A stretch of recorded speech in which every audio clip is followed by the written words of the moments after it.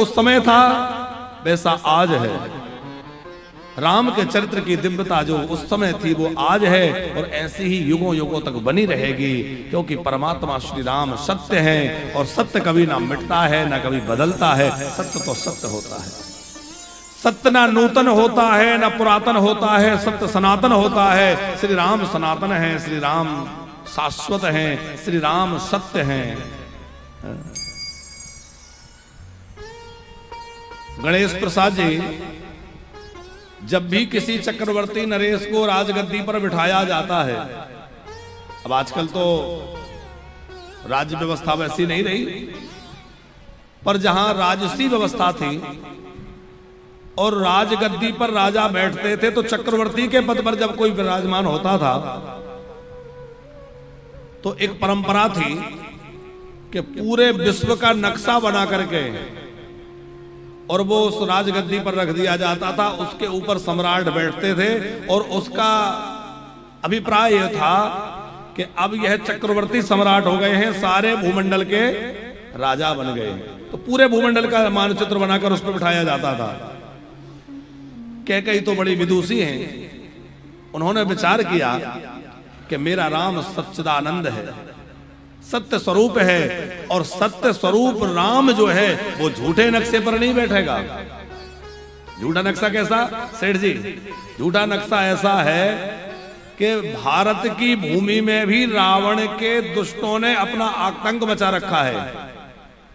दंडक वन में तक जो है आकर के शूर्पणखा खरदूषण ने आतंक मचा रखा है। जगह जगह रावण के राक्षसों ने चौकियां बना ली, साधु संत ऋषि मुनि सबको सता रहे हैं। और हम कहें कि हमारा राजा चक्रवर्ती हो गया, तो हमारा राम चक्रवर्ती कहां? कैकेयी को लगा नहीं, मेरा राम तब चक्रवर्ती कहलाएगा जब इन सारे दुष्टों का दलन करके और एक छत्र पृथ्वी पर राम राज्य की स्थापना करेगा। अभी नहीं बैठेगा गद्दी पर, झूठे नक्शे पर मेरा राम नहीं बैठेगा, मेरा राम सच्चे नक्शे पर बैठेगा। इसलिए कैकेयी ने कहा वन में जाओ। और श्री राम की वन यात्रा बड़ी अद्भुत है साहब। और हमें लगता है जब से श्री राम वन के लिए निकले और जहां उन्होंने निषाद राज को अपना मित्र बनाया और मित्र बनाकर हृदय से लगाया, हमें लगता है वहीं से राम राज्य की स्थापना हो गई। क्योंकि जहां समाज में वंचित वर्ग को भी हृदय से लगा लिया जाए, वंचित से वंचित वर्ग को भी स्वीकार करके समानता का अधिकार दे दिया जाए, वही राम राज्य की शुरुआत हो जाती है। आज हमारे राजा, हमारे तात्कालिक जो शासक हैं वो राम राज्य की कल्पना करते हैं, पर राम राज्य की कल्पना तभी संभव है जब सभी वर्गों को समान रूप से देखा जाए। कोई छोटा नहीं है, कोई बड़ा नहीं है, कोई भेद ना रखा जाए। जैसे मेरे राम महलों से निकलकर वन में जाते हैं, झोपड़ियों में जाते हैं और वन में रहने वाले कोल किरातों को हृदय से लगाते हैं, वैसे ही हमारे राजा अपने महलों से निकल करके और जब जन जन तक जाकर के उनके बीच में उनके दुख से समझेंगे, उनके दुखों को महसूस करेंगे और सबको सुखी करने का प्रयास करेंगे, तभी राम राज्य स्थापित हो सकेगा। अयोध्या के समस्त नर नारी राम जी के पीछे चले थे, लेकिन जब राम जी का रथ रात्रि में आगे निकल गया, सब व्याकुल होकर के निराश होकर अयोध्या लौट आए। 14 वर्षों के लिए नियम ले लिया। कोई कहता है मैं फलाहार करके रहूंगा, कोई कहता है मैं दुग्धाहार करके रहूंगा, कोई कहता है मैं एक समय भोजन लूंगा। सबने अपने अपने सामर्थ्य अनुसार नियम ले लिए और 14 वर्षों तक कठोर तप करने का निश्चय करके अवधवासी राम के विरह में निरंतर राम का स्मरण करते रहते हैं। ये अयोध्यावासी हैं साहब, राम प्रेमी हैं, ये अवधवासी हैं, ये राम जी के लिए अत्यंत प्रिय हैं। राम जी स्वयं कहते हैं अति प्रिय मोह यहाँ के वासी। अयोध्या के नर नारी तो राम जी के लिए प्राणों के समान प्रिय हैं। अयोध्या राम जी के लिए वैकुंठ से अधिक प्यारी है। पर आज उस अयोध्या को छोड़कर क्यों गए? क्योंकि वन में भीलनी सबरी प्रतीक्षा कर रही है, केवट प्रतीक्षा कर रहा है। ऋषि मुनि हजारों वर्षों से तपस्या कर रहे हैं, आखिर उन लोगों के पास भी तो जाना है। इसलिए राम पधारे हैं। प्रथम रात्रि तमसा पर विश्राम किया है, आगे बढ़े हैं। श्रृंगवेरपुर राम जी पहुंचे। श्रृंगवेरपुर जहां निषादों का निवास है, केवट लोग रहते हैं, वहां जाकर के गंगा जी का दर्शन राम जी ने किया, गंगा जी में स्नान किया और लक्ष्मण से कहते हैं, लक्ष्मण ये गंगा मैया है, ये समस्त प्रकार के मंगलों की मूल है। गंगा सकाल मंगल मूला, गंगा सकल मुद मंगल मूला, साव शोक हरण सूला, शोक हरण सब सूला, गंगा सकल मुद मंगल मूला, गंगा सकल मुद मंगल मूला। हे लक्ष्मण देखो, ये जो गंगा जी बह रही है ये समस्त मंगलों की मूल है, ये पतित पावनी है, इनको प्रणाम करो। जानकी जी ने, लक्ष्मण जी ने, प्रभु श्री राम ने गंगा जी को वंदन किया, स्नान किया। अब राम जी गंगा जी को वंदन कर रहे हैं, तब तक किसी केवट ने भागते हुए जाकर के अपने राजा निषाद राज को समाचार दिया, महाराज हम लोगों के भाग्य खुले हैं। अयोध्या नरेश महाराज दशरथ के राजकुमार, दशरथ के पुत्र प्रभु राम, उनके छोटे भैया इसी ओर आए हैं, गंगा जी के पार खड़े हैं। इतना सुनते ही केवट वह निषाद राज दौड़ते हुए राम जी के पास आया। यह सोधि को निषाद जब पाई, यह सोधि जब को निषाद जब पाई, मुद तलिए प्रभु बंधु बुलाई, मुद तेलिए प्रभु बंधु बुलाई। निषाद राज राम जी से मिलने जा रहा है, पर सोचा कि अकेला ना जाऊं, अपने बांधवों को, बंधु बांधवों को बुलाया, आओ आओ सब लोग आओ, हमारे भाग्य खुले हैं, हमारे इन कबीलों की ओर प्रभु श्री राम पधारे हैं, अवध नरेश के पुत्र पधारे हैं, आओ आओ। और खाली हाथ नहीं जा रहे हैं, उनके पास जो है क्या लेके जा रहे हैं, वह वनवासी लोग हैं, तो फल फूल ये भेंट की सामग्री लेकर वह निषाद राज राम जी के दर्शन के लिए जा रहा है। हमारे भारत का वह निषाद भी जानता है कि मित्र से मिलने के लिए जाओ तो खाली हाथ मत जाओ। निषाद राज के मित्र राम जी अभी नहीं बने, बाल्यावस्था से हैं। जब वह बालक निषाद राजा नहीं बना था, तब राम जी से मित्रता हुई है। पता लगा मेरे मित्र आए हैं, तो खाली हाथ नहीं, क्या लेके जा रहे हैं?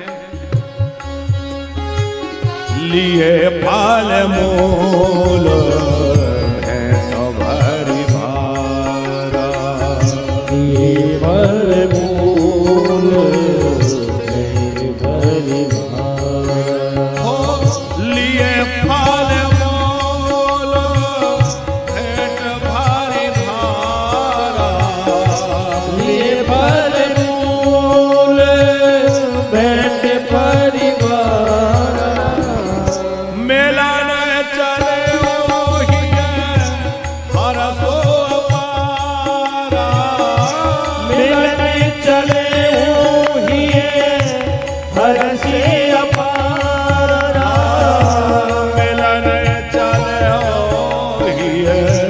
हर से अपारा, मेला न चले हर से अपारा, यह सोधे को निषाद जब पाई, यह सोधे को निषाद जब पाई। वह वह निषाद राज सोच रहा है कि मैं तो पापी हूं,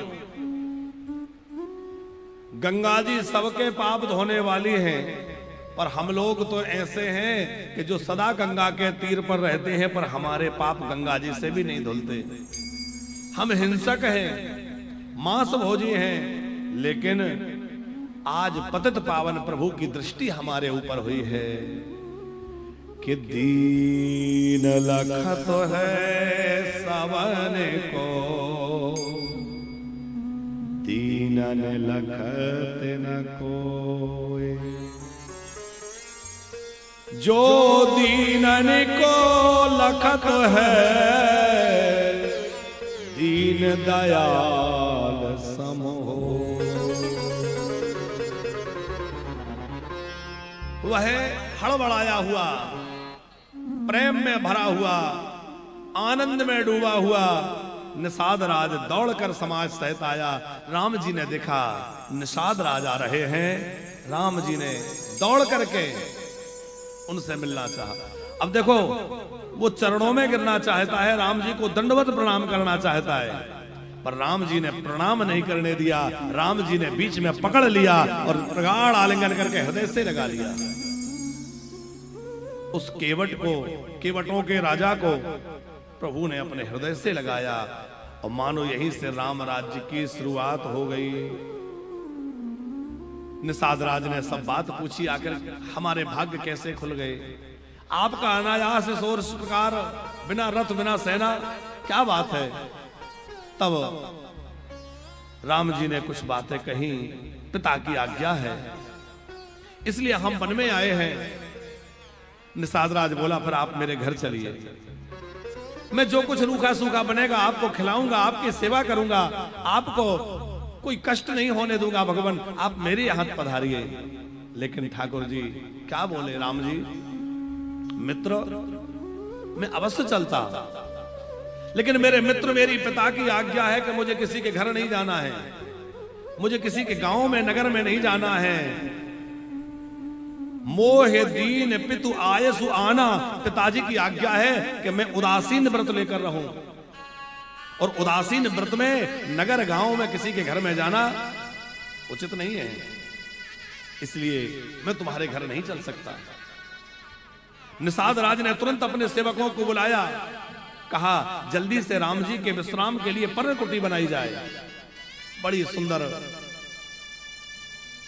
कोमल कोमल पत्तों की, जो नए नए पत्ते निकलते हैं ना वो कोमल होते हैं, और जो नए नए पत्ते जो कोमल हैं, कोमल पत्ते हैं, उनसे बड़ी सुंदर पर्णकुटी बना करके निषाद ने तैयार करी और कहा भगवान विश्राम करिए। बड़े बड़े योगियों के हृदय कमल में जो जाकर नहीं विराजते, वह निषाद की बनाई उस पर्णकुटी में जाके बड़े प्रेम पूर्वक बैठ गए। और उस पर्णकुटी में राम जी को ऐसा लग रहा है मानो मुझे किसी दिव्य लोक का भंडार मिल गया हो, किसी दिव्य लोक का सिंहासन मिल गया हो। अखिल ब्रह्मांड नायक उस पर्णकुटी के आसन पर बड़े सुखपूर्वक विराजमान है, और राम जी को उस कुश आसन पर उस पर्णकुटी में बैठे हुए देख करके उनके साथ जानकी जी बैठी हैं। निषाद राज भावुक हो उठे। निषाद राज के हृदय पिघल गया, उनकी आंखों से अश्रु प्रवाह होने लगा, और मन में सोचने लगे देखो तो सही, कहां तो ये चक्रवर्ती नरेश राजा दशरथ के पुत्र हैं, महलों में रहने वाले हैं, और कहां ये इस वन में आकर के और इन पत्तों में, इन पर्णकुटी में बैठे।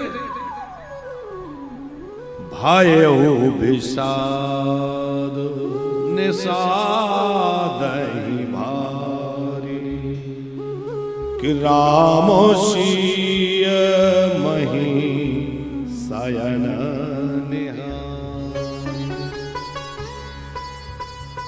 उनको पत्तों की आसन पर सोते देख करके बहुत हृदय दुखी हो गया निषाद का। संध्या हो गई, थोड़ा कंदमूल फल खिलाया है, राम जी बड़े प्रेम से उन फलों को पा रहे हैं। थोड़ा हास परिहास कुछ चर्चा हुई और उसके बाद राम जी विश्राम करने गए हैं। अब हम थोड़ा जल्दी जल्दी कथा को, चूंकि आज विश्राम करना है ना। अब देखो राम जी विश्राम करने जब गए तो राम जी को सोते हुए देख करके वो निषाद रो पड़ा। क्या कह रहा है कि के नंदनी मंदमते कठिन कोटेल पनुकी जेहि रघुनंदन जानकी सुख अवसर दुख दीन।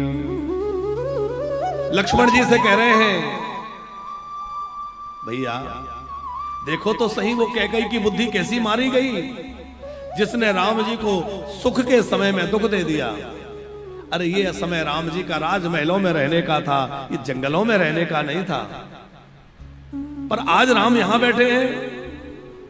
देखो लक्ष्मण जी का जो चित्रण है वो लगभग कैसा दिखता है, बड़े कठोर हैं, बड़ी जल्दी नाराज हो जाते हैं।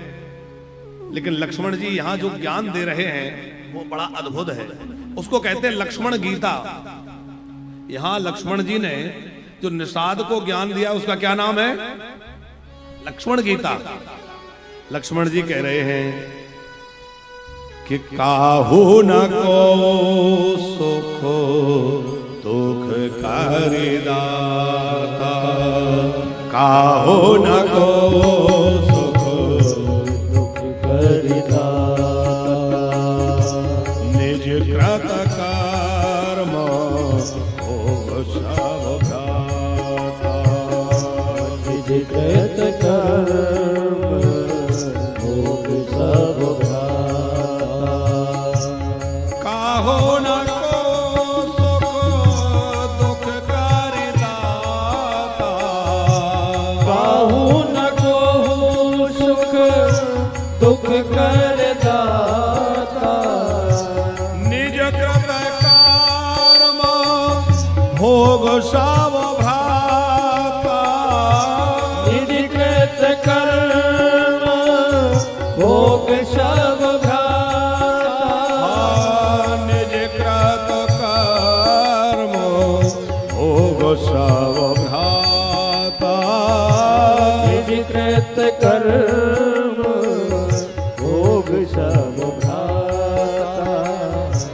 काहू न को सुख दुख करिदाता, काहू न को सुख दुख करिदाता। निषाद राज को लक्ष्मण जी समझा रहे हैं भैया कोई ना किसी को सुख देता है ना कोई किसी को दुख देता है। हम लोग ये समझते हैं हमें इसने दुख दिया, ये बिल्कुल झूठ है। हमें कोई दुखी नहीं कर सकता। हमारे सुख और दुख के कारण हम स्वयं हैं। आज हमें जो कुछ भी दुख झेलने पड़ रहे हैं वो कभी ना कभी हमने कुछ ऐसा कर्म किया है जिसका फल भोग रहे हैं। आज हमें जो कुछ सुख मिल रहा है, सुविधा मिल रही है, वह भी हमारे कर्मों का फल है। क्योंकि भगवान किसी को क्यों दुख देने लगे? लोग कहते हैं हे भगवान कितना दुख दिया है, हे भगवान इतना दुख क्यों दे रहे हो? पर आप विचार करो भगवान दुख क्यों देंगे? और गणेश प्रसाद जी, व्यक्ति वही दे सकता है जो उसके पास हो। जो किसी के पास होगा ही नहीं वो कैसे दे देगा? जो वस्तु हमारे पास होगी वही तो दे सकते हैं। भगवान के पास दुख नहीं है। क्यों? भगवान कैसे हैं? जो सुखधाम राम असनामा, जो आनंद सिंधु सुख राशि। तो जो आनंद सिंधु है, सुख की राशि है, जब उनमें दुख है ही नहीं तो वो दुख देंगे कहां से? पर दुख क्यों मिल रहा है? बोले दुख इसलिए मिल रहा है कि हमारे ही कुछ कर्मों का परिणाम हमारे सामने आ रहा है। और जब जीवन में दुख की घड़ी आती है, कोई कहता है राहु का दोष है, कोई कहता है पितृदोष है, कोई कहता है काल सर्प दोष है, पर सारे दोष तो दिख जाते हैं, पर अपना दोष नहीं दिखता कि मेरा दोष क्या है। सारे दोष दिख रहे हैं, उसका दोष है, इसका दोष है, पर अपना क्या दोष है वो भी तो देखो। लक्ष्मण जी कह रहे हैं सखा देखो ये सारा संसार ऐसा है जैसे स्वप्न में हम देख रहे हो, सपने का संसार है कि सपने हो भिखारी नृपो रंग पति हो जागेला नहाने कछु तेरी प्रपंच।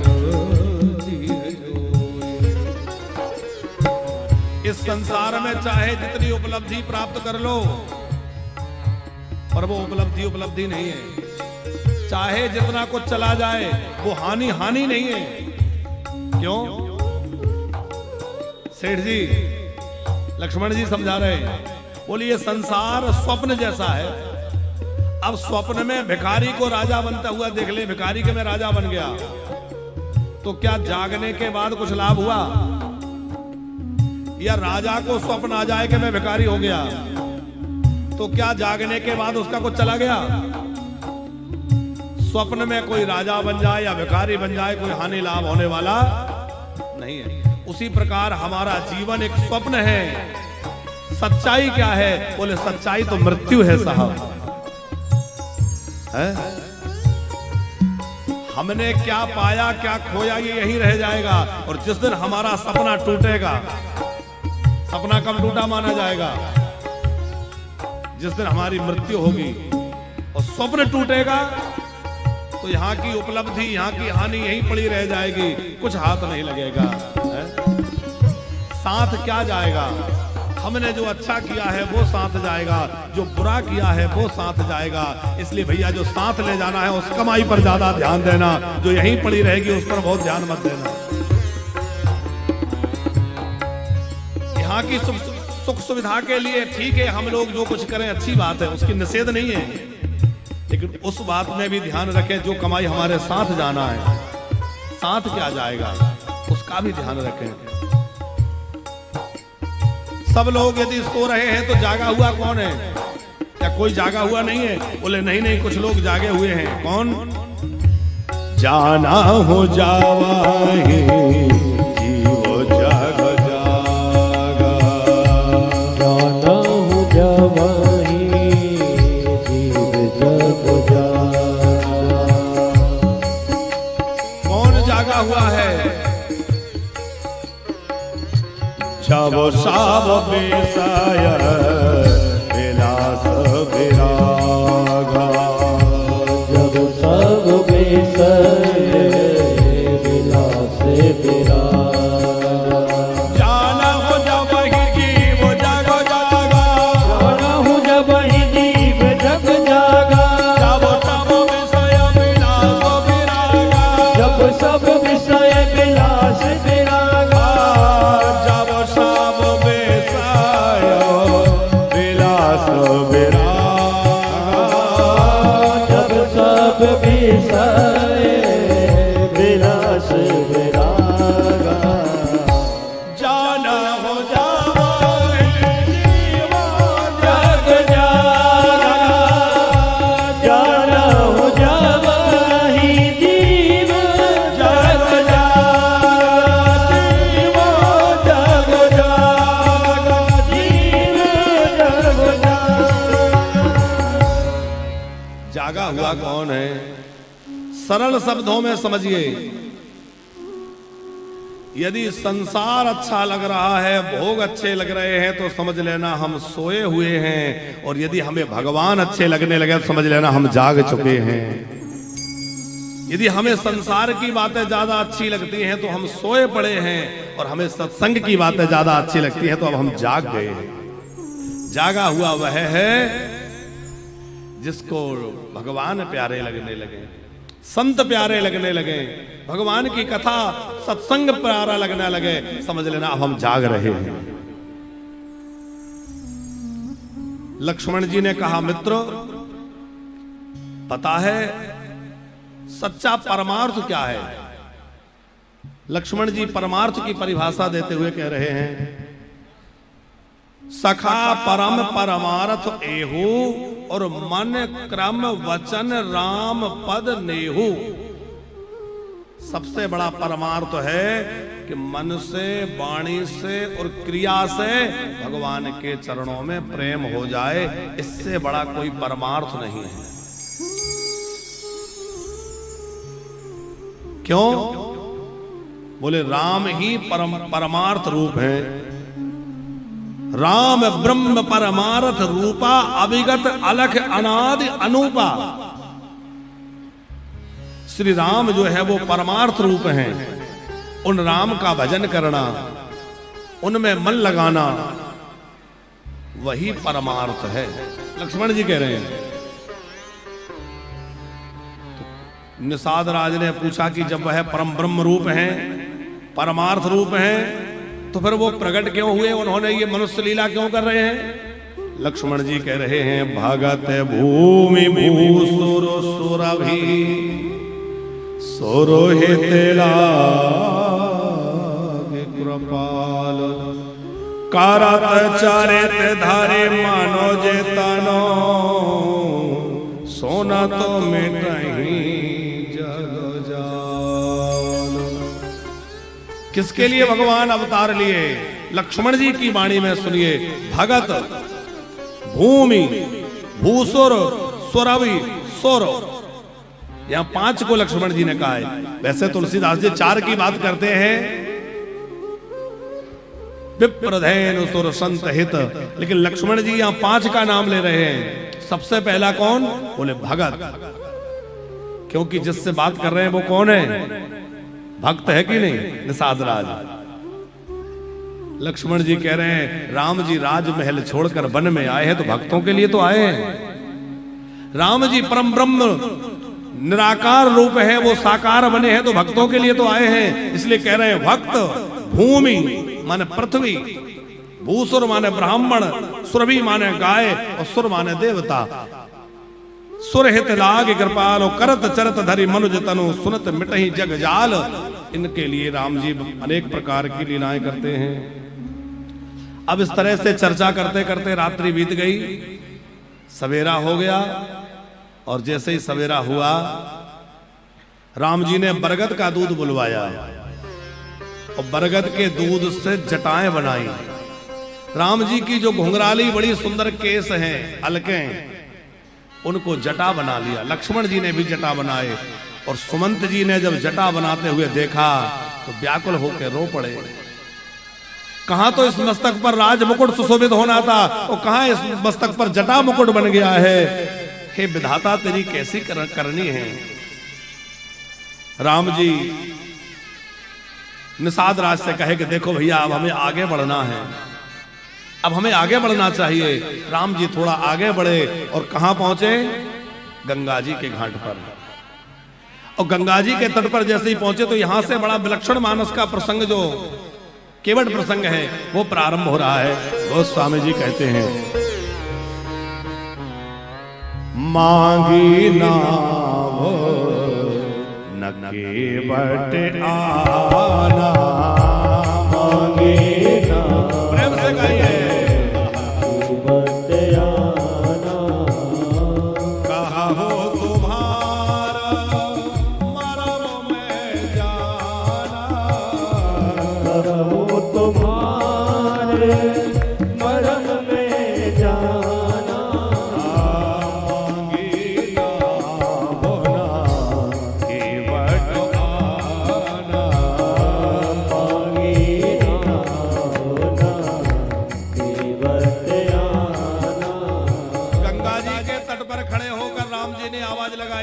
केवट भैया, अरे ओ केवट भैया, तनिक नौका ले आओ। और नौका लाने के लिए कहा तो केवट बड़े ढला के कह रहा है, रुको जरा, आता हूं। बड़े धीरे से आया और केवट आया तो पर नाव नहीं लाया। न केवट आना, पहले तो आ ही नहीं रहा है, और जब आया तो नाव नहीं लाया। राम जी ने कहा, भैया हमें उस पार जाना है, अपनी नौका ले आओ, हमें पार लगाओ। केवट बोला, नहीं नहीं सरकार, मैं तुम्हें जल्दी नाव में चढ़ाने वाला नहीं हूं, क्योंकि मैं तुम्हारी सब बातें जानता हूं। मैं जानता हूं तुम क्या हो।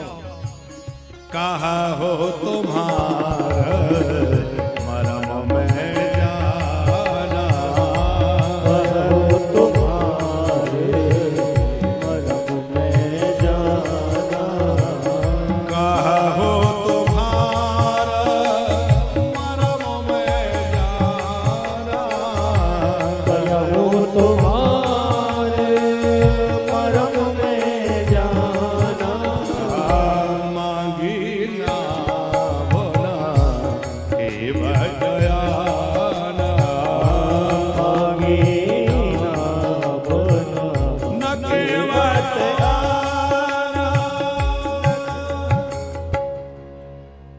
अच्छा, अब आप यहां जरा आनंद लेते हुए चले। गणेश प्रसाद जी, केवट कह रहा है कि मैं तुम्हारा मर्म जानता हूं। अब राम जी का मर्म तो शंकर जी नहीं जानते, ब्रह्मा जी नहीं जानते, लक्ष्मण जी नहीं जानते, बड़े बड़े योगी नहीं जानते, और बिना पढ़ा लिखा नाव चलाने वाला एक केवट कह रहा है कि मैं तुम्हारे मर्म को जानता हूं। लक्ष्मण जी हमेशा राम जी के साथ रहते हैं, पर लक्ष्मण हूं यह मर्म न जाना, जो कछु चरित रचा भगवाना। लक्ष्मण जी उनका मर्म नहीं जानते। मास दिवस कर दिवस भाव मर्म न जाना कोई, अयोध्या के लोग राम जी का मर्म नहीं जानते, ब्रह्मा और शिव भगवान का मर्म नहीं जानते। और केवट क्या कह रहा है? मैं तुम्हारा मर्म जानता हूं। लक्ष्मण जी तो टेढ़ी नजरों से देखने लगे, तू क्या जानता है? लक्ष्मण जी की तरफ मुस्कुरा के केवट बोला, सरकार मैं एक मर्म जानता हूं कि आज आपको मेरे सिवा कोई दूसरी नाव मिलने वाली नहीं है। अच्छा, थोड़ा विचार करिए। राम जी जिस नगर में रुके हैं, जिस जगह रुके हैं, वो केवटों का कबीला है। केवट ही केवट रहते हैं। जब इतने केवट है तो सबके पास नाव होगी, तो क्या उसी की नाव थी? किसी दूसरी नाव में बैठ जाते, कहते भैया तुझे तेरी नाव का डर है, तू संभाल अपनी नाव, हम दूसरी नाव में बैठ के चले जाएंगे, है? पर नहीं। क्यों? अच्छा, दूसरी बात आप थोड़ा विचार करिए। निषादों के राजा माने केवटों के राजा राम जी के साथ हैं, गणेश प्रसाद जी। और राजा आज्ञा दे देते कि भैया केवट, तेरे को तेरी नाव की ज्यादा चिंता है, तू अपनी नाव संभाल, और मैं तो कोई बढ़िया नई नाव राम जी के लिए बुलवा देता हूं। और राजा बुलवा देता, क्यों नहीं बुलवाई? निषादों का राजा साथ में खड़ा है, केवट बड़ी बड़ी बातें कर रहा है, राम जी सब सुन रहे हैं, सह रहे हैं, पर कोई कुछ नहीं कर रहा है। क्यों? इसके लिए हमें एक दिन पहले की कथा में आना पड़ेगा। क्या हुआ था कि जैसे ही राम जी गंगा के तीर पर आए तो सब लोग अपनी अपनी नाव सजाने लगे। बहुत केवट थे, सबके पास नाव थी, सैकड़ों नाव सजने लगी। सबको लगता था राम मेरी नाव में बैठेंगे, मेरी में बैठेंगे। कोई रेशमी कपड़ा लगा रहा है, कोई बंधन वार लगा रहा है, कोई बड़ा सुंदर चंदोबा तान रहा है, पुष्पों से उसको सजा रहा है। पर इस केवट की नाव पुरानी थी, बहुत ज्यादा नहीं थी अच्छी, और इसके पास सजाने के साधन भी उपलब्ध नहीं थे। पहले तो इसने अपना प्रयास किया, फिर रात्रि होने लगी, इसको लगा कि सबकी नाव तो बहुत अच्छी सज गई, पर मेरी नाव सबसे कमजोर रह गई। इसको रोना आ गया, लगता है राम मेरी नाव में नहीं बैठेंगे, क्योंकि सब लोगों की नाव बहुत अच्छी सजी है, तो हमारे राजा कहेंगे कि भाई जो अच्छी नाव हो उसमें राम को बिठाएंगे। इसकी पत्नी ने कहा, देखो राम जी तो भक्त वत्सल हैं, दयालु हैं, अब परेशान मत होइए, राम जी निश्चित तुम्हारी नाव में बैठेंगे। इतनी बात हुई, थोड़ा मन खिन्न था, और वह केवट वहां गया जहां राम जी सोए हुए थे। हम लोग सुन रहे हैं ना कि पहले राम जी वहां सो रहे थे निषाद के यहां, निषाद राज के यहां। तो वहां राम जी के विषय में लक्ष्मण जी जो उपदेश दे रहे थे वो इस केवट ने भी सुना और मन में विचार आया कि कितने अच्छे हैं राम जी हैं? सवेरा हुआ, सवेरे सवेरे वह केवट गया और जाके निषाद राज के पैर पकड़ लिए। निषाद राज ने कहा क्या बात है, कौन हो? बोले मैं आपके राज्य में रहने वाला एक छोटा सा नाविक हूं, क्या चाहते हो? बोले मेरे 2 वरदान आपके पास हैं। उनसे बोले एक वरदान, आप जिस समय एक बार शिकार करने गए थे और जंगल में फंस गए थे, पानी के लिए आप व्याकुल हो रहे थे, तो मैंने आपका जल पिला करके प्राण बचाए थे, आपको किसी तरह जंगल से निकाल के लाया था। केवट निषाद राज बोला हाँ हाँ याद आया याद आया। बोले तब आपने कहा था कुछ मांग लो। मैंने कहा था कि अभी नहीं, जब जरूरत पड़ेगी तो मांग लूंगा। आज वो मांगने का समय आ गया। ये कहा तो निषाद राज बोला कि देखो आज तो हमारे यहाँ राम आए हैं, अरे एक नहीं तो 2-2 वरदान मांग लो, जो मांगना है मांग लो, सब मिलेगा। क्या मांगना चाहते हो? तो वो केवट बोला सरकार इतना मांगना है कि कल जब राम जी, आज जब राम जी दिन में गंगा पार जाने के लिए घाट पर आए तो मेरे सिवा कोई दूसरी नाव घाट पर नहीं होना चाहिए। आप घोषणा करवा दीजिए कि कोई दूसरी नाव नहीं आएगी। बोले दिया, ये वरदान दिया। और क्या मांगना है? बोले दूसरा ये मांगता हूं कि मैं राम जी से थोड़ी कुछ बातें करूंगा, राम जी के साथ ठिठोली करूंगा, थोड़ा विनोद करूंगा, आप बीच में नहीं बोलेंगे, मैं कुछ भी करूं आप बोलना मत। उसके प्रेम पर निषाद राज रीझ गए। बोले कोई बात नहीं है, तू अपना प्रेम निभा लेना, मैं नहीं बीच में आऊंगा। इसीलिए आज केवट कह रहा है कि मैं तुम्हारा वो मर्म जानता हूं कि आज दूसरी नाव आने वाली नहीं है। और क्या मर्म जानता है? बोले मैं ये मर्म जानता हूं कि तुम्हें तैरना नहीं आता। लक्ष्मण जी बोले तुम्हें कैसे पता इनको तैरना नहीं आता? बोले यदि इनको तैरना आता होता तो ये भक्तों के प्रेम में डूब ना जाया करते, ये भक्तों के प्रेम में डूब जाते हैं, इसका मतलब इनको तैरना नहीं आता। केवट बोला सरकार मैं जानता हूं आपके चरणों को छूने से एक शिला नारी बन गई थी, और कहीं मेरी नाव नारी बन गई तो मेरा क्या होगा? कि छुअत शिला भई नारी सुहाए, छुअत शिला भई नारी सुहाए, पाहन तेना काठी कटनाए, पाहन तेना काठी कटनाए, छुअत शिला भई नारी सुहाए, छुअत शिला भई नारी सुहाए। आपके चरणों के छूते ही शिला नारी बन गई, और मेरी नाव तो लकड़ी की है। अरे जब शिला तो इतनी कठोर नारी बन सकती है तो लकड़ी तो बहुत कोमल होती है उसके आगे। अब महाराज मेरी नाव यदि नारी बन गई तो एक का पेट पाला नहीं जा रहा, दूसरी का क्या करूंगा? 2-2 हो जाएंगी। और कहीं वो ऋषि पत्नी के रूप में हुई तो वो हम लोगों का छुआ खाएगी नहीं, हमसे दूर दूर रहेगी, हम कैसे निर्वाह करेंगे? और फिर सरकार मेरी तो रोजी रोटी चली जाएगी, क्योंकि मैं तो इसी नाव के भरोसे पूरा परिवार पालता हूं, मेरे परिवार का क्या होगा?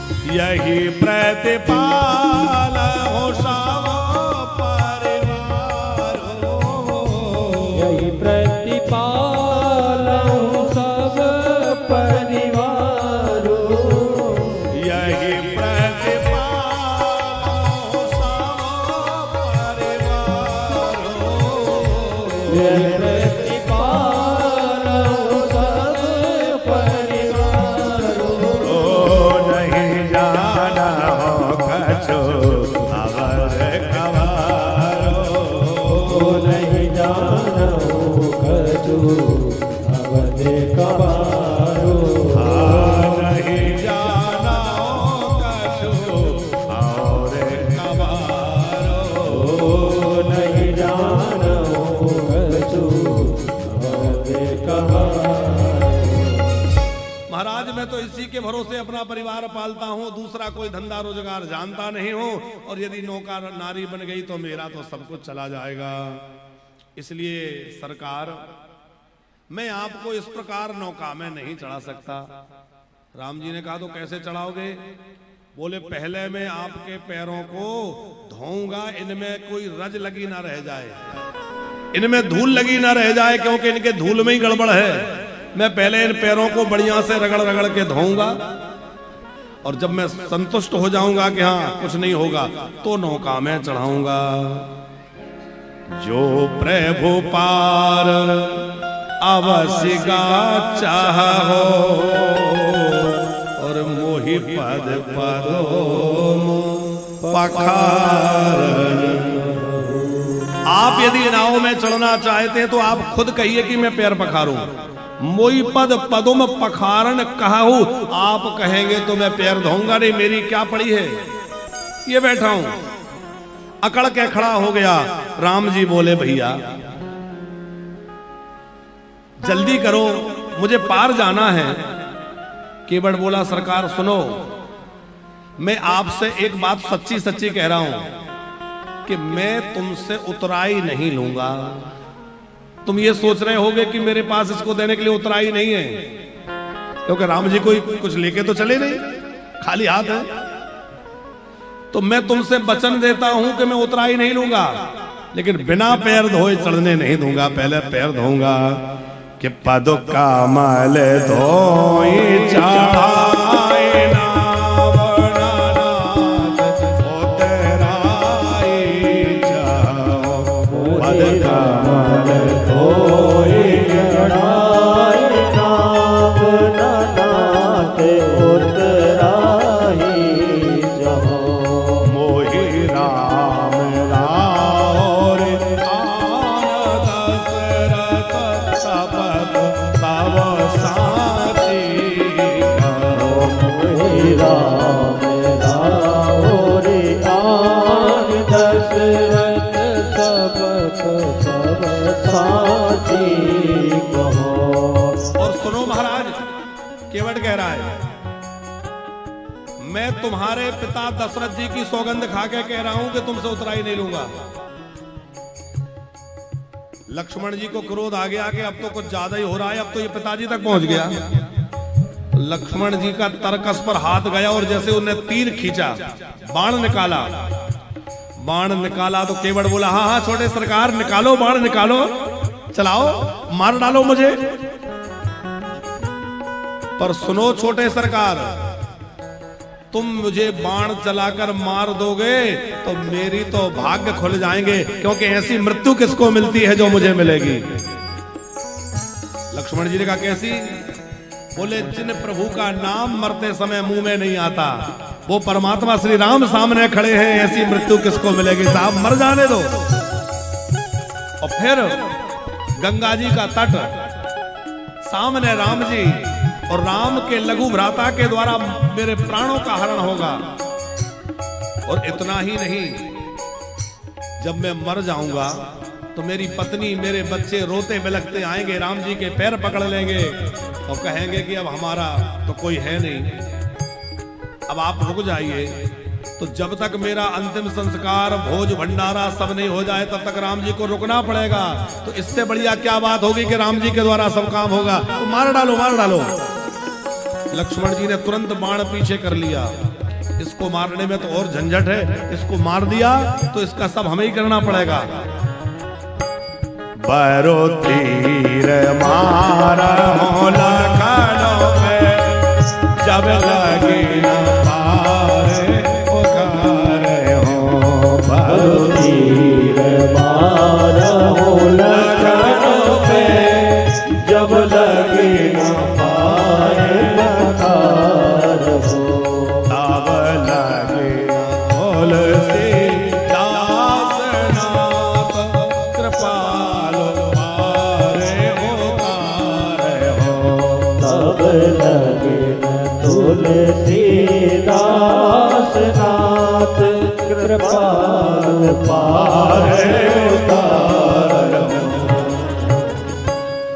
तब तक मैं पार नहीं उतारूंगा जब तक पैर नहीं धो लूंगा। अच्छा, जब से अयोध्या से राम जी चले थे थोड़े गंभीर थे, पर केवट की बातें सुनकर राम जी को हंसी आ गई और राम जी हंस पड़े कि सुनी केवट के बैन प्रेम लपेटे अटपटे विह से करुणा है चिताए जानकी राम जी हंस पड़े। अच्छा, राम जी हंसे क्यों? बोले केवट अटपटी बातें कर रहा है, तो इसमें अटपटी बात क्या कही? गणेश प्रसाद जी जब भी कोई सौगंध लेता है तो अपनी सौगंध लेता है, अपने पिताजी की सौगंध खाता है, पर यह तो नहीं कि तुम्हारे दूसरे के सामने वाले के पिताजी की सौगंध खाए। कोई सौगंध खाएगा तो किसकी सौगंध लेगा? अपनी, अपने पिताजी की, अपने माताजी की। मैं अपने पिता की सौगंध खा के कहता हूं, अपने मां की सौगंध लेके कहता हूं, यही कहेगा ना। पर केवट क्या कह रहा है? मैं तुम्हारे पिताजी की सौगंध खा के कह रहा हूं। राम जी उसके ऐसे प्रेम भरे वचनों को सुन करके और मुग्ध होकर के हंस पड़े राम जी, बेहसे करुणाएन। अच्छा, हंसे तो किधर देखकर हंसे? चितय जान की लखन तन। जानकी जी और लक्ष्मण दोनों तरफ हंस रहे। क्यों? बोले राम जी को केवट का पिछला जन्म याद आ गया। भैया कैमरे को थोड़ा सा इधर कर लो, हमारे जजमान देखते रहे। हाँ, ये क्योंकि कल से तो ये देखने मिलेंगे नहीं, तो इनके खूब दर्शन होते रहे जी। हाँ, यादें रह जाएंगी। तो राम जी लक्ष्मण जी की ओर देख करके, जानकी जी की ओर देखकर क्यों हंसे? कछुआ के रूप में पहले केवट था, केवट का पिछला जन्म याद आ गया। क्षीर सागर में भगवान शेष सैया पर सोए हुए हैं। कछुआ के मन में प्रभु के चरण छूने की इच्छा हुई। कछुआ धीरे धीरे धीरे धीरे चरणों की ओर बढ़ा। लक्ष्मी जी ने इशारा किया, देखो वो कछुआ। तो शेष जी ने तुरंत फुंकार भरी और शेष जी की फुंकार से कछुआ दूर हट गया। फिर बेचारा पीछे की तरफ से जैसे तैसे आया, सोचा कि एक बार प्रभु के चरण छू लूं, पर लक्ष्मी जी ने इशारा किया, देखो। शेष जी ने फिर फुंकार भरी, कछुआ दूर भाग गया। बहुत प्रयास करने पर भी कछुआ चरणों तक नहीं पहुंच पाया। वही कछुआ भगवान के ब्रह में प्राण त्याग दिया और वही केवट बन करके आया। और आज वो है लक्ष्मण और जानकी, माने वही लक्ष्मी और शेष दोनों खड़े खड़े ताक रहे हैं। उन दोनों के सामने दोनों चरण लिए ले रहा है और वो कुछ नहीं कर पा रहे। तो इसलिए प्रभु हंसे कि उस समय तो तुमने चरण छूने नहीं दिया, पर आज ये दोनों चरण लिए ले रहा है, तुम लोग कुछ नहीं कर पा रहे। अथवा क्यों हंसे सीता जी की तरफ देखकर राम जी? जब जानकी जी विवाह के बाद आई अयोध्या, तो पहले लक्ष्मण जी राम जी के चरणों की सेवा करते थे। जानकी जी आ गई तो जानकी जी सेवा करने लगी। अब सेवा छूट गई तो लक्ष्मण जी बड़े दुखी रहने लगे, बड़े दुबला गए, पतला गए, दुबले हो गए। राम जी ने पूछा, लक्ष्मण क्या बात है, आजकल बड़े दुखी दिखते हो, परेशान रहते हो, क्या बात है? लक्ष्मण जी की आंखों में आंसू भरा है। भगवान, मुझे आपकी सेवा के बिना नींद नहीं आती, आपकी सेवा बगैर मुझे रहा नहीं जाता।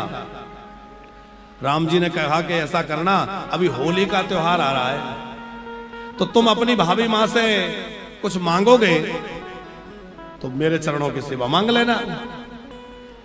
होली का त्योहार आया और जैसी वहां परंपरा रघुवंश की थी कि देवर कुछ मांगेगा भौजी मां देंगी, तो लक्ष्मण जी का नंबर आया, मांगो। इन्होंने मांगा कि भाभी मां मुझे राम जी के चरणों की सेवा दे दो। इतना सुनते ही तो जानकी जी व्याकुल हो गई कि पर मैं क्या करूंगी। जानकी जी परेशान हो गई। राम जी ने कहा, परेशान मत हो, एक पैर की सेवा लक्ष्मण करेगा और एक पैर की सेवा जानकी करेगी। चरण बढ़ गए। यहां राम जी इसलिए देख करके दोनों को हंसे कि वहां तो तुम एक एक पैर लेने के लिए लड़ रहे थे और यहाँ तुम दोनों के सामने केवल दोनों पैर लिए ले रहा है, पर तुम कुछ नहीं कर पा रहे, इसलिए बहसे करुणाएन चितय जान की लखन तन। राम जी हंसे। अब गंगा जी को डर लग रहा है कि कहीं क्रोध में लक्ष्मण जी बाण मारकर मुझे सुखा ना दें, क्योंकि जासो नाम सो मेरा एक बारा, जासो नाम सो मेरा एक बारा, होते रही नर भाव सिंधु अपारा, होते रही नर भाव सिंधु अपारा, जासो नाम सो मोरा एक बारा, जासो नाम सुमेरत एक बारा, नर तर भाव सिंधु अपारा, नर तर हरि भव सिंधु अपारा, जासो नाम सोरत एक बारा, जासो नाम सुमरत एक बारा। अब आप देखिए भगवान की भक्त वत्सलता कि जिन प्रभु का नाम लेकर लोग भवसागर से पार हो जाते हैं और वो केवट के सामने निहोरा कर रहे हैं, हरे कभी कभी भगवान आहा, हरे भक्तों से काम परे, अरे जाना आहा, जाना था गंगा पार प्रभु के बट की नाव चढ़े, नाथ गंगा पार प्रभु के बट की नाव चढ़े, ओ कभी कभी आहा, ओ कभी कभी भगवान को भी भक्तों से काम परे, जाना था गंगा पार प्रभु के बट की नाव चढ़े, नाथ गंगा पार प्रभु के बट की नाव चढ़े। अब देखो कभी कभी भगवान भी भक्त के सामने कैसी लीला करते हैं। जिनका नाम लेने से लोग भवसागर पार हो जाते हैं, वो केवट के यहां खड़े होकर कह रहे हैं भैया पार लगा दो। जाना था गंगा पार प्रभु केवट की नाव चढ़े, नाथ गंगा पार प्रभु के बट की नाव चढ़े,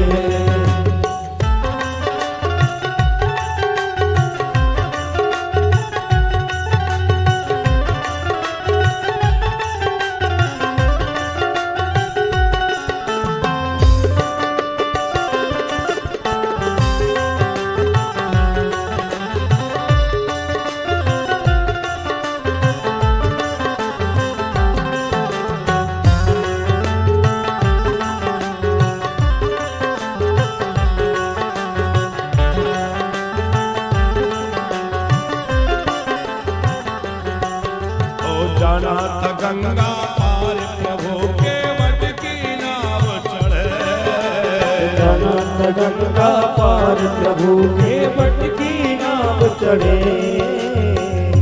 अब देखो भगवान कैसे भक्तों के अधीन है। कह रहे हैं केवट भैया जैसे तुम्हारा काम चले चलाओ, पर मुझे जल्दी पार उतार दो।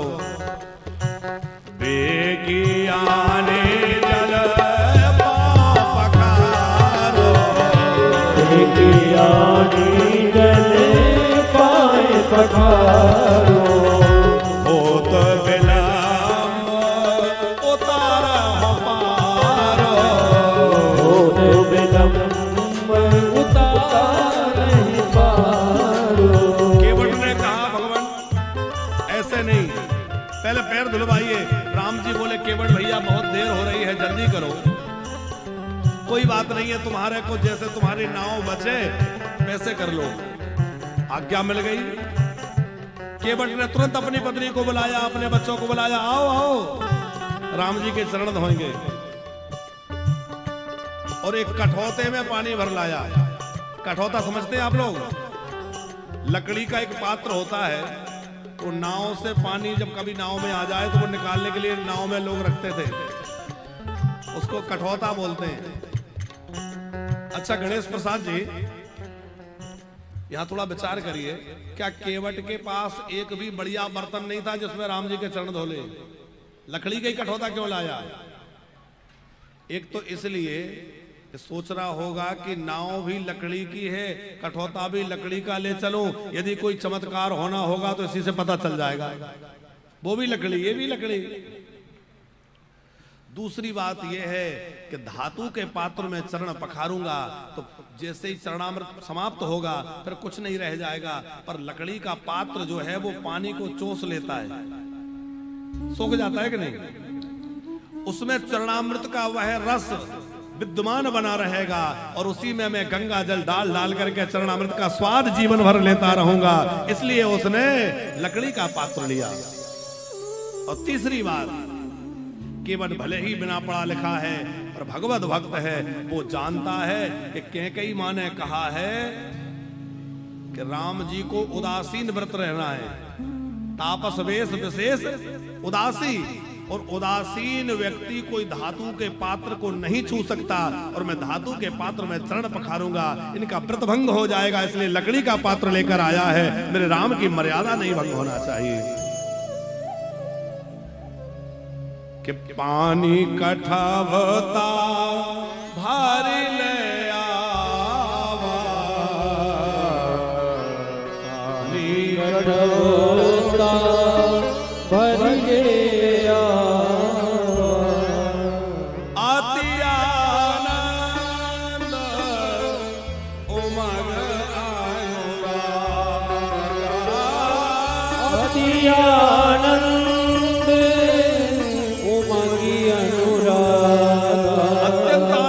हुआ है और कठौते में जल में। अच्छा अब जरा झांकी देखिए, बहुत ध्यान से सुनना आप लोग। गंगा जी के घाट पर रेत में राम जी खड़े हैं, कोमल बालू है, राम जी का एक पैर केवट के कठौते में, एक पैर भूमि पर है, और केवट रगड़ रगड़ के धो रहा है, उमग है, अति आनंद उमग अनुरागा। राम जी बोले केवट भैया इतना जोर से रगड़ रहे हो, मैं एक पैर से खड़ा हूं, डर लगता है गिर जाऊंगा। अच्छा एक बात विचार करिए, भगवान के सामने भक्त एक पैर से खड़े होते तो आपने सुना होगा, पर एक भक्त के सामने भगवान एक पैर से खड़ा है, यह दृश्य पहली बार उपस्थित हुआ होगा। राम जी बोले मैं गिर जाऊंगा, एक पैर से खड़ा हूं। केवट बोला सरकार गिरने का भय है तो ऐसा करिए, आप अपने दोनों हाथ मेरे मस्तक पर रख दीजिए और मेरा मस्तक पकड़ लीजिए, फिर गिरेंगे नहीं। राम जी ने अपने दोनों हाथों से केवट का मस्तक पकड़ लिया, और केवट का मस्तक पकड़ा तो देवता पुष्प वर्षा करने लगे। धन्य है केवट, जिन प्रभु के चरणामृत को पाकर भगवान शंकर प्रसन्न हैं, और वही चरण तुझे मिले, और केवल चरण नहीं मिले, राम जी के दोनों हाथ तेरे मस्तक पर हैं, राम जी के चरण तेरे हाथों में हैं, इससे बड़ा क्या भाग्य होगा।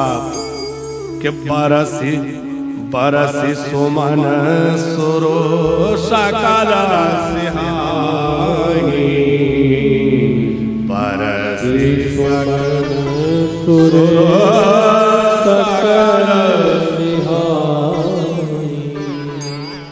अच्छा केवट ने एक पैर धोया, बोले अब इसको नीचे रखो, दूसरा दो, दूसरा धोया, तब तक देखा कि जो पहले वाला गीला था उसमें फिर से रेत लग गई। केवट बोला सरकार गड़बड़ हो गई। राम जी ने कहा क्या? बोले रज निकालना था और फिर से रज लग गई, अब इसको फिर से धोना पड़ेगा। लक्ष्मण जी बोले मैंने पहले ही कहा था इसको मुंह मत लगाओ, ये तो ऐसे ही नाटक करता रहेगा, क्योंकि एक पैर तो गीला रहेगा, आप एक पैर नीचे रखेंगे उसमें धूल लगेगी, फिर वो धोएगा, फिर दूसरा धोएगा, ऐसे ही करता रहेगा। केवट बोला नहीं नहीं, मैं अपने अंग वस्त्र से पहुंच लेता हूं। राम जी के चरणों पे पहुंचना है। राम जी बोले लक्ष्मण कोई बात नहीं, इसको इसका मन का कर लेने दो। अब जैसे ही चरण धोए, चरण धोने के बाद केवट ने कहा कि चरणामृत बट रहा है, जिसको लेना हो ले लो। तो जितने निषाद खड़े थे सब चरणामृत लेने लगे, उसके परिवार के लोग चरणामृत लेने लगे। लक्ष्मण जी ने, जानकी जी ने सोचा हम लोग भी ले लें, आखिर है तो ठाकुर जी का चरणामृत। लक्ष्मण जी भी चरणामृत पी रहे हैं। राम जी ने कहा अब पार लगाओ। केवट बोला सरकार मेरा एक नियम है। क्या? बोले जो पहले घाट पे आता है उसको पहले पार लगाता हूं, जो बाद में आता है उसको बाद में पार लगाता हूं। बोले नियम तो बहुत अच्छा है, पर लक्ष्मण जी बोले सवेरे से तो हम ही खड़े, हमसे पहले तो कोई आया नहीं। लक्ष्मण जी बोले ये बहुत गड़बड़ कर रहा है, कहो तो थोड़ा ठीक कर दूं। राम जी बोले नहीं नहीं लक्ष्मण, करने दो। अच्छा भैया हमसे पहले कौन आया? केवट बोला सरकार मेरे पितृ जो हैं वो भव सागर से पार जाने के लिए कब से प्रतीक्षा में खड़े हैं, तो पहले मैं अपने पितरों को पार लगाऊंगा, बाद में आपको गंगा पार लगाऊंगा। किससे पार लगाओगे? बोले आपके चरणामृत से। मैं उनके लिए थोड़ा तर्पण कर दूं। और जैसे ही राम वो केवट तर्पण करने लगा, बोला मुझे मंत्र तो आता ही नहीं। राम जी से कहा कि तुम तो वशिष्ठ जी के आश्रम में रह के सब पढ़े हो, तो थोड़ा मंत्र तुम ही बोल दो। लक्ष्मण जी बोले लो अब इसकी पुरोहिताई और करो। राम जी बोले कोई बात नहीं है, 2 मंत्र हम ही पढ़ देते हैं। राम जी मंत्रोच्चार करने लगे, केवट चरणामृत लेकर के और तर्पण करने लगा। पद पखारे पद पखारे जलपान करी, आप सहित परिवार और पितर पार कर प्रभु ही पुनि मुझे दे गए।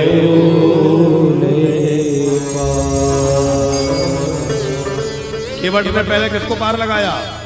अपने पितरों को, और फिर राम जी को नौका में बिठाया। लक्ष्मण जी, राम जी, जानकी, निषाद केवट के नौका में बैठे और केवट नाव चलाने लगा और बड़ा प्रेम से नाव चला रहा है और गीत गाते हुए झूमते हुए जा रहा है कि मेरी नैया में लक्ष्मण राम गंगा मैया धीरे बहो।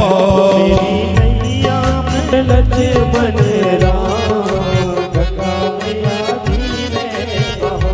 ओ मेरी नैया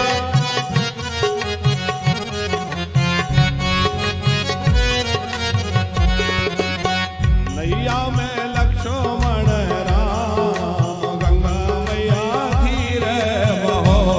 मेरी नैया में लक्ष्मण राम गंगा मैया धीरे बहो। धीरे बहो मैया धीरे बहो। धीरे बहो मैया धीरे बहो। ओ मेरे नैया में मेरे नैया में लक्ष्मण राम गंगा मैया धीरे बहो। मेरी नैया में लक्ष्मण राम गंगा मैया धीरे बहो।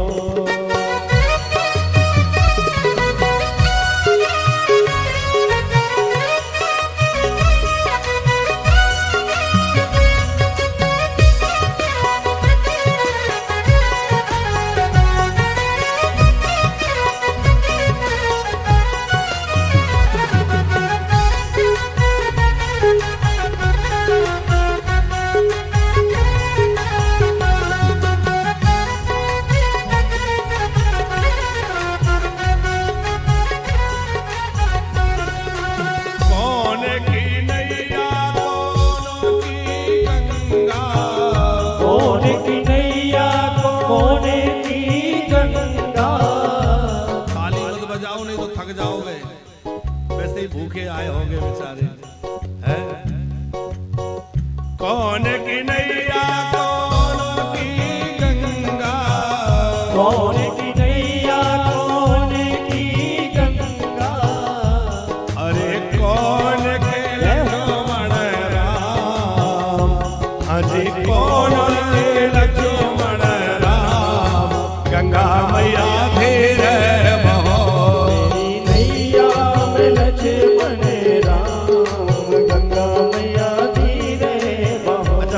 मुझ पे इतनी आज्ञाकारी, हमने कहा मत बजाओ तो और धीमे हो गए। अरे जरा जोरदार बजाओ ताली, कल से थोड़ी परेशान करेंगे झूमते हुए।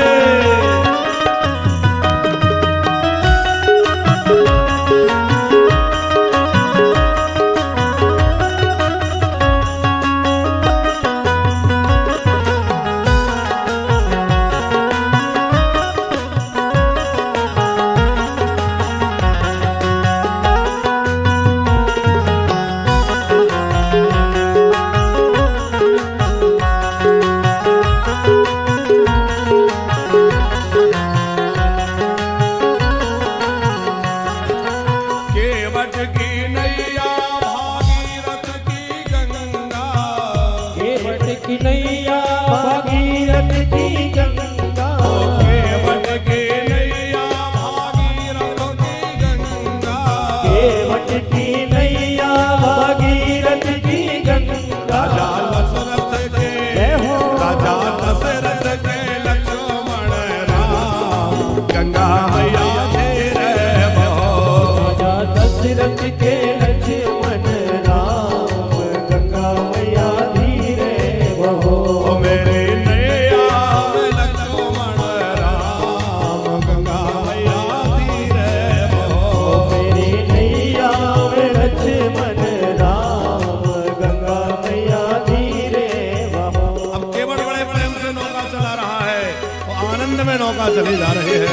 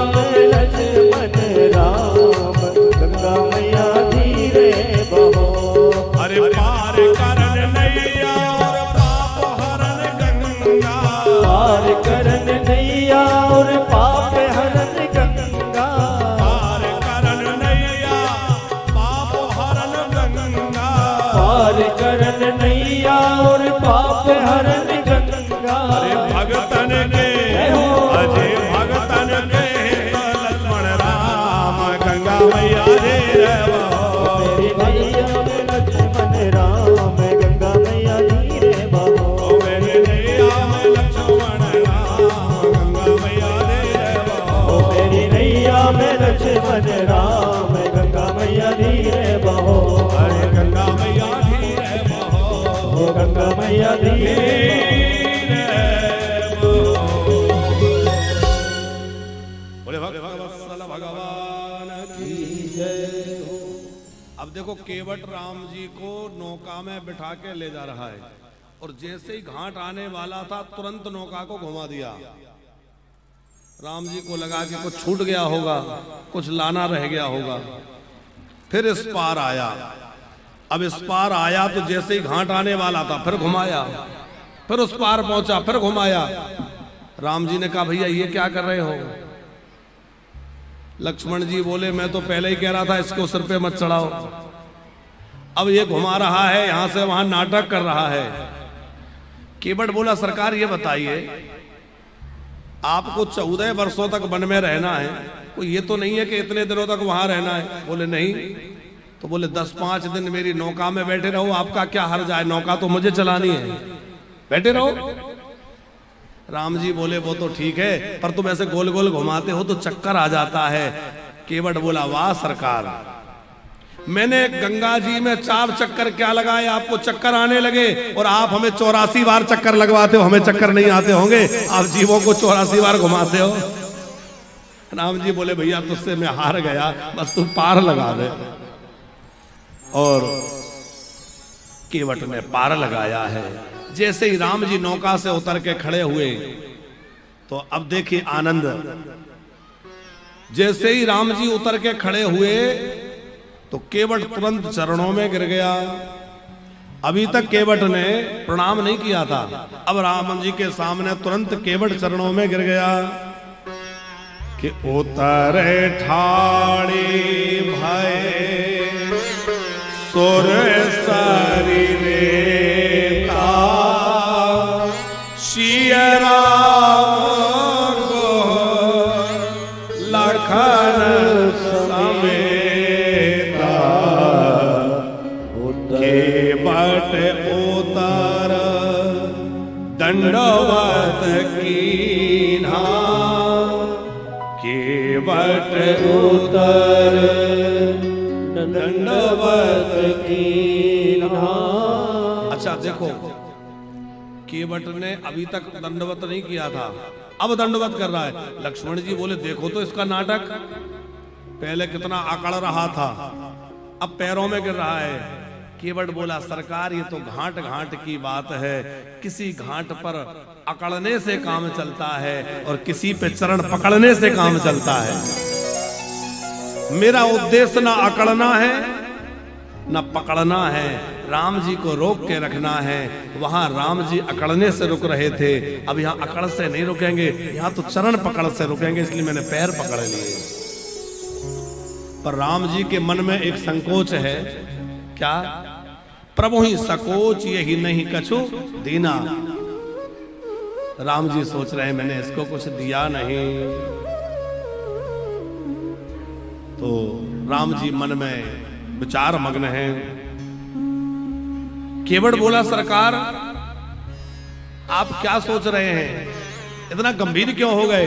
राम जी बोले बस मुझे ये लग रहा है कि मैं तुम्हें कोई उतराई, अच्छा उतराई देने की राम जी ने सोचा तो जानकी जी समझ गई कि राम जी क्या चाहते। देखो पत्नी को कैसा, पति की भावनाओं का ध्यान रखना चाहिए।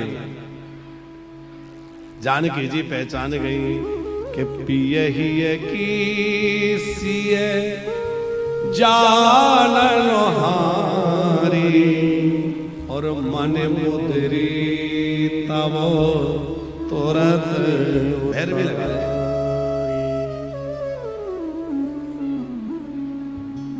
जानकी जी जान गई कि राम जी क्या चाहते हैं, तुरंत अपनी मुद्रिका निकाल के राम जी को देने लगी। उतराई दे दीजिए। केवट ने कहा प्रभु नाथ आज मैं का